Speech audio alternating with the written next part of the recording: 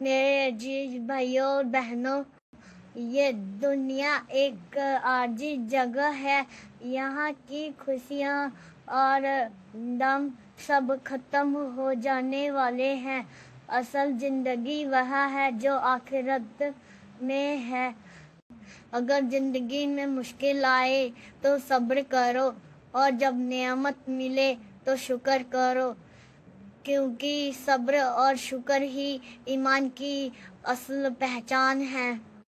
رسول اکرم صلی اللہ علیہ وسلم نے فرمایا، مومن کے ہر حال میں خیر ہے.